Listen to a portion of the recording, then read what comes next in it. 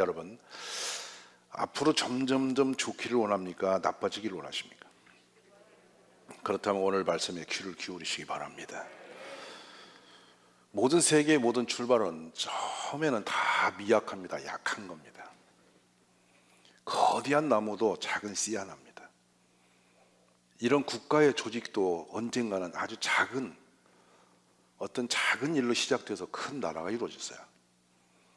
샘물이 설설 흘러서 정말 강이 되고 바다가 되는 것처럼 모든 건 작게 출발해요.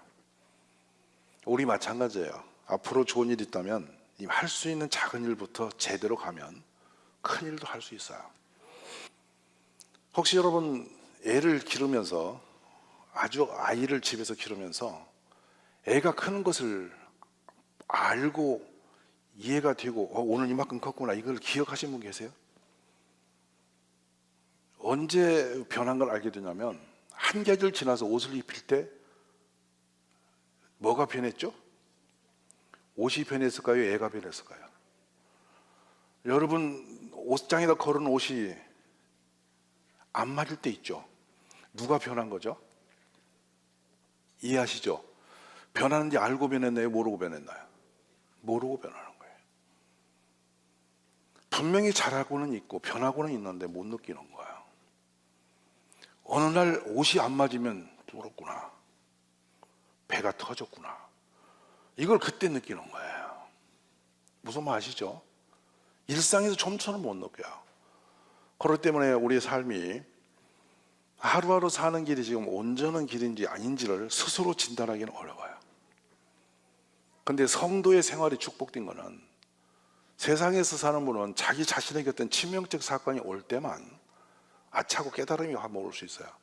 근데 교회를 다니는 분은 매주 말씀을 통해 자기를 짚어보는 거예요. 그러니까 이게 이보다 복 있는 일은 없죠. 오늘 여러분은 40년 동안 왕자리에 있다가 버림당한 한 사람 이야기.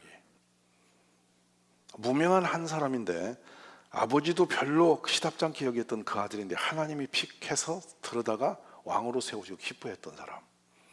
두 사람의 이야기를 극명하게 듣고 있습니다. 모든 분이 여기에서 버려지는 사울처럼 살고 싶은 사람은 한 사람도 없을 거예요. 근데 사람 모습을 보면 사울처럼 사는 분이 너무도 많아요.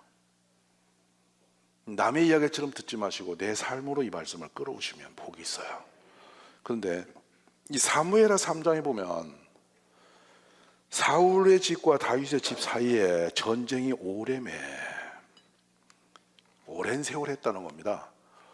근데 다윗은 점점 강하여 가고 사울의 집은 점점 약하여 가더라.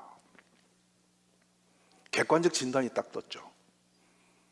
우리 집안이 점점 강해지느냐, 점점 약해지느냐, 교회도 점점 강해지나 약해지느냐, 우리 이 나라도 점점 강해질 건가 약해질 건가, 그 안에 있는 우리의 선택권이에요.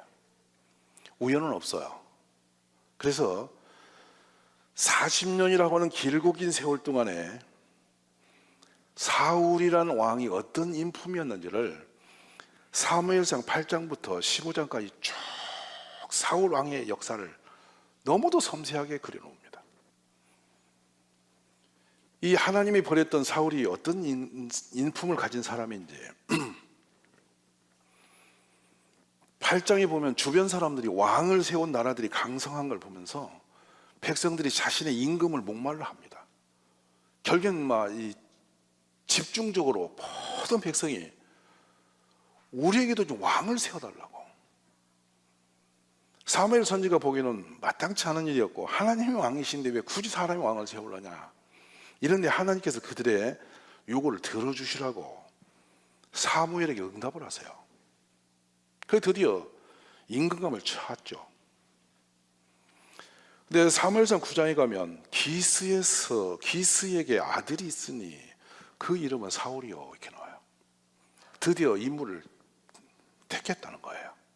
근데 이 사람이 준수한 소년이라 이스라엘 자손 중에 그보다 더 준수한 자가 없고, 과거에는 또 이걸 이야기합니다. 키는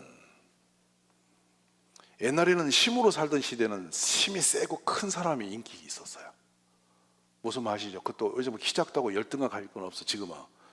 옛날에는 그랬단 얘기, 옛날에. 또 나는 키 작아서 안 돼.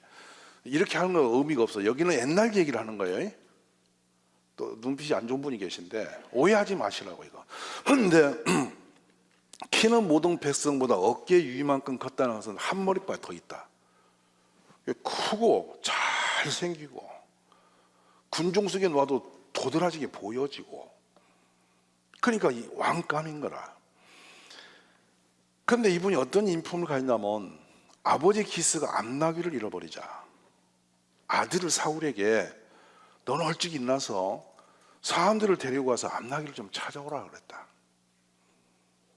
사울을 데리고 이 사람이 살리사 땅으로 사할림 땅으로 두루 돌아다녔으나 몇 날이 지나도록 나귀를 못 찾았다. 그때 이 아들이 뭐라고 말하냐면 사원들을 불러놓고 야, 암나귀가 문제가 아니라 우리가 안 가는 것 때문에 아버지가 근심하시겠다. 속히 가자. 아버지가 우리의 안위가 궁금해서 더 애타하지 않겠냐? 얼른 가자. 아버지의 마음을 헤아릴 수 있는 인격자입니다. 나중에 왕으로 스카우트 됐다고 할까요? 딱 인정을 받을 때도 숨어 있었어요. 대단히 겸손한 사람이었어요. 그래서 사울은 백성들의 눈에도 지금 말하면 요즘에 그 뭐 인기 이런 거 하잖아요. 조사하잖아요. 거의 100% 받은 사람이에요, 이 사람. 그런데 겉으로 생긴 거나 인품이나 허물이 없는 사람이에요. 그런데 이분을 역사 무대에 하나님이 한번 띄우신 적이 있어요. 암몬의 군대가 쳐들어와 전쟁이 일어나요. 너무도 강한 적군인데 심히 싸울 수가 없는 상황인데도 사울이 나가서 그걸 잘 승리합니다. 그때 백성들이 뭐라고 하냐면 누구든지 사울을 왕으로 세우면서 못마땅히 여긴 인간이 있으면 나와라. 그를 당장 처단하자. 이렇게 좋은 임금이 어디 있냐? 이렇게 인정받은 왕이에요. 뭐 온 백성의 기쁨의 대상이 됐죠. 우리도 종종 지도자 세워놓고 막 기뻐하고 막 행복해하고 와 이렇게 막 괜히 우리 집이 좋은 일 일어난 것보다도 좋은 분 뽑은 것 때문에 흥분하고 기분 좋은 적도 여러분 있었을 거예요. 그 시점이 되지 마시고 있으면 있다고 하세요. 분명히 있어요.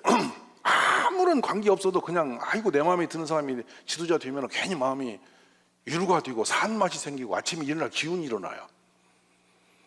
근데 어떤 분은 기분 나쁜 분이 뽑히면 TV를 안 보려고 그럽니다. 자꾸 보여요. 그런데도 그럼 막 열받아갖고 막 밥맛 없다고 욕하고 이렇게 그놓고 만만하게 가족들 앞에서 막 자 욕을 했었고 이러죠.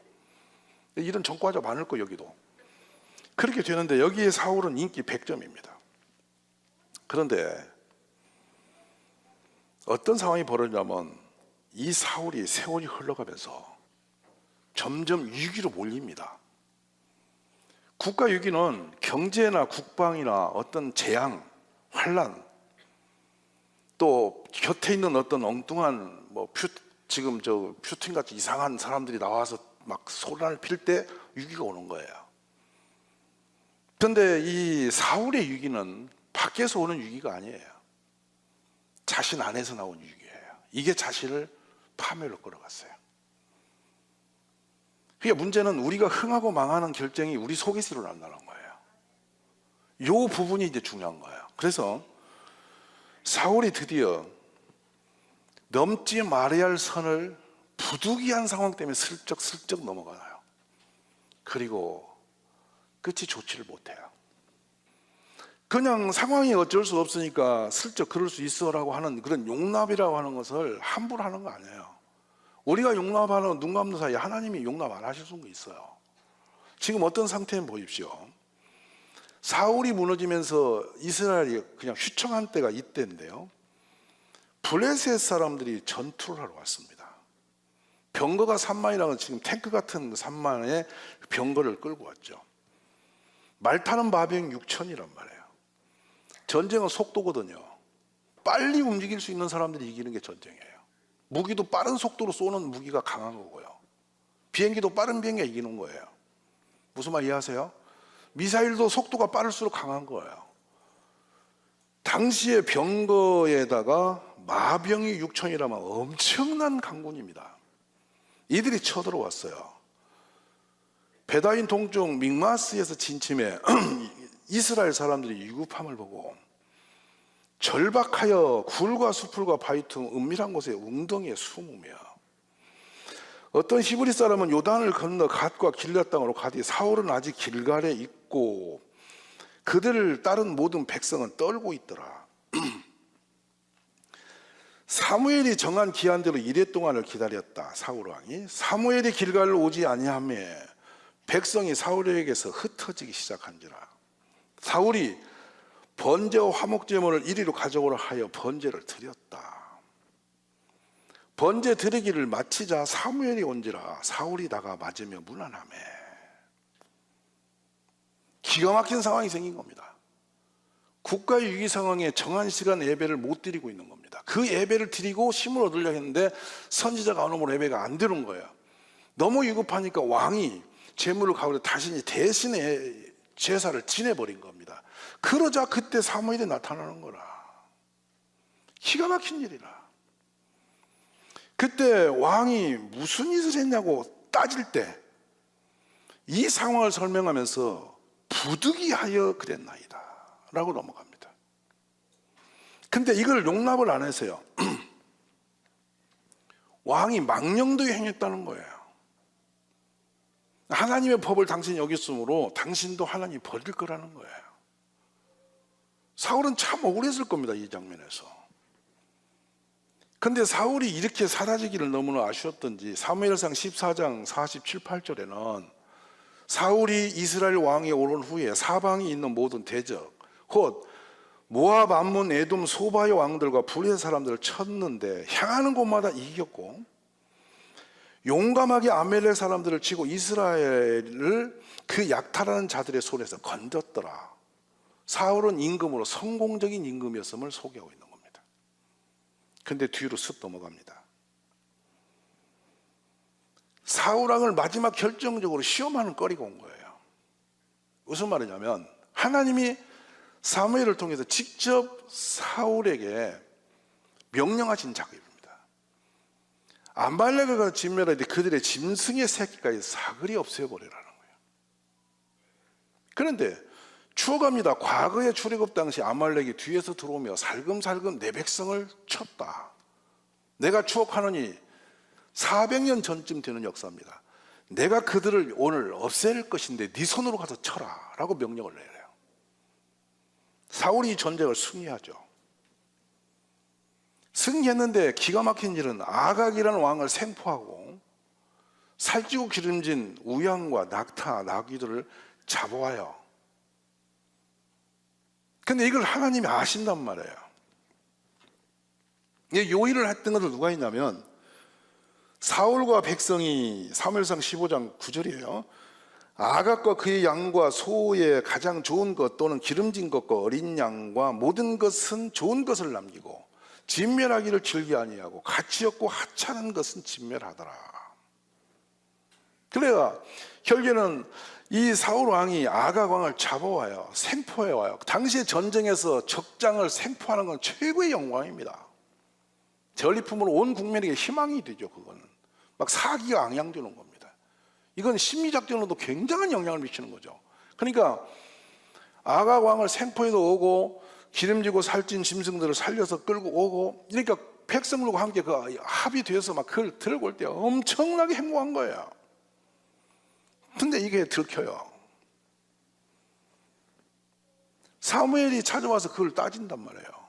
그러자 뭐라고 얘기하냐면 내가 그런 게 아니고 백성들이 그리 하자고 합의한 거고, 또 동물들은, 짐승들은 가장 좋은 곳으로 여호와께 좀 제물을 드리려고 제사 제물로 가져온 것이지 내가 먹고 오려고 온 거 아닙니다 라고 얘기를 했어요.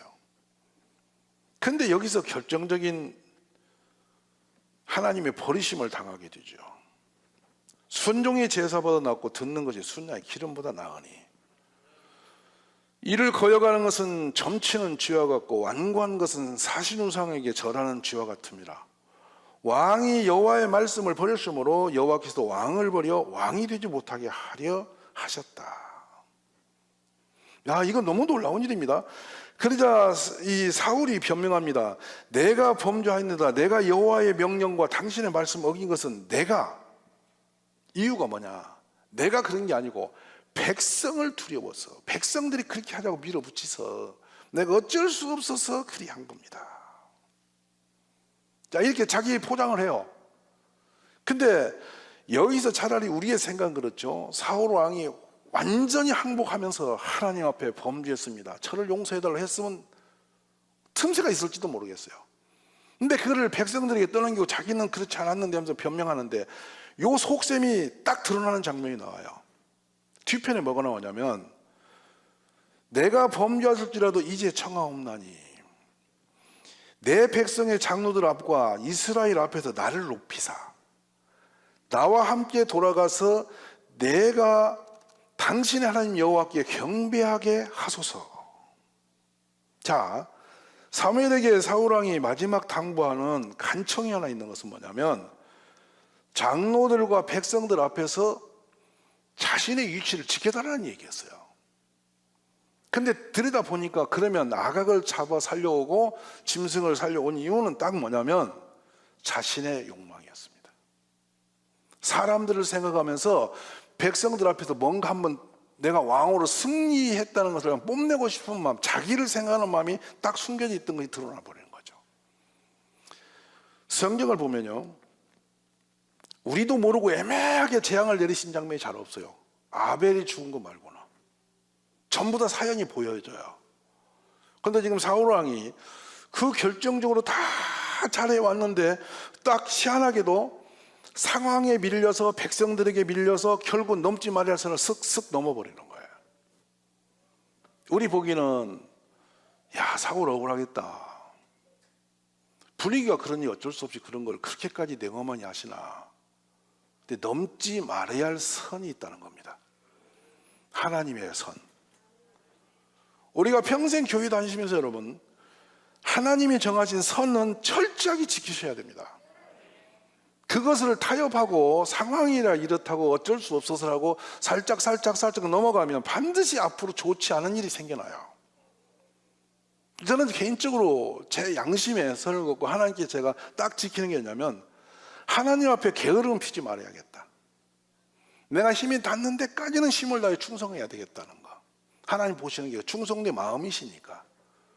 딴짓은 하지 말아야겠다. 대강하는 것을 하지 말아야겠다. 안 하면 말아도 하려면 최선을 다한다. 두 번째, 예배를 소홀히 말해야 되겠다. 힘 다해서 예배는 지켜야 되겠다. 셋째로, 헌금에 대해서 내가 정직해야 되겠다. 이것만은 타협하지 않겠다. 내가 땅의 것을 내가 먹을 것이 없어서 허를 움켜쥐고 굶어 죽을지라도 하나님과 도둑질하는 것을 말해야 되겠다. 많은 거 안 해도 이 정도만 지키려고 해도 힘이 들지만 그거라도 지켜내면 하나님 반드시 나를 지켜줄 거 아니겠는가. 내가 말씀을 지켰으니 주님이 그거 지키실 거 아니가. 내 평생의 선하심과 인자심이 함께 하시려면 내가 그 정도는 지켜야 서로 상호 관계가 되지 않을까. 그러니까 이런 선들을 여러분 나름대로 정하여 내가 정하지 말고 하나님 성경에 주신 거 그 기준만은 절대로 넘어가지 않는 지혜가 있기를 원합니다. 그게 이제 사무엘이 마지막 결정차를 칩니다. 너희는 아말렉 사람의 왕 아각을 내게로 끌어오라. 그랬더니 아각이 즐거이 오면 이르기를 내가 진실로 죽음의 괴로움에서 지나왔도다. 나는 이제 살았구나라고 합니다. 근데 제사장인 사무엘이 말이죠, 너 칼이 여인들에게 자식이 없게 한 것 같이 여인 중 내 언니에게 자식이 없으리라 하고 그가 길갈에서 여호와 앞에서 아각을 찍어 쪼개니라 그랬어요. 왕이 할 일을 안 하므로 제사장인 사무엘이 칼을 들어 아각을 찍어 쪼개버려요. 이 쪼개진 것은 아각이 죽은 게 아니라 사울이 죽은 장면입니다. 이것이 사울 왕의 끝입니다. 이 둘은 걷잡을 수 없이 사울은 무너져 버리죠. 그래서 이 사람이 어떤 사람이냐면 사무엘이 죽는 날까지 사울을 다시 가서 보지 아니하였으니, 자, 이 장면이 가슴 아픈 거죠. 이는 그가 사울을 위하여 슬퍼함이었고 여호와께서는 사울을 이스라엘 왕으로 삼으신 것을 후회하셨더라. 하나님이 후회하신 대상, 목사가 슬픔을 가지고 있는 그 슬픔의 대상, 기쁨의 대상이 되면 얼마나 좋으련만은 이렇게 삶을 살아버린 겁니다. 세상적인 성공은 나름 했는데 하나님 앞에서 버려져 버린 사람이 됐습니다. 이것이 사울 가문이 멸망하는 단초가 된 것입니다. 백성들의 인기와 온 세상의 모든 걸 다 얻었는데 결과물이 너무도 비극적으로 끝장이 나버립니다. 사울 가문은 이렇게 처참하게 무너져요. 결국에는 죽음마저도 너무도 비참했죠. 너무 위급하여 자기의 그 종에게 자기 칼을 주면서 자기를 찌르라니까 차마 못 찌르니 자기가 자기 패를 찌르고 죽어가는 사울의 역사입니다. 오늘 우리는 먼저 패하신 이유를 분명히 보면서 하나님 앞에 우리의 신앙선에서 넘지 말아야 할 선들을 절대 넘지 않는 결단이 있어야 됩니다.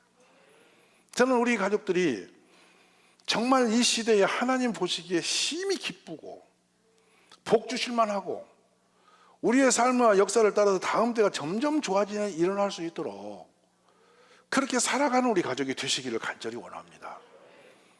그래서 오늘 이 설교 같은 설교는 쉽게 우리가 접하기는 불편한 설교죠. 그냥 버려진 역사를 끌어오는 것은 우리들에게 마음에 그렇게 합당치 않아 보이죠.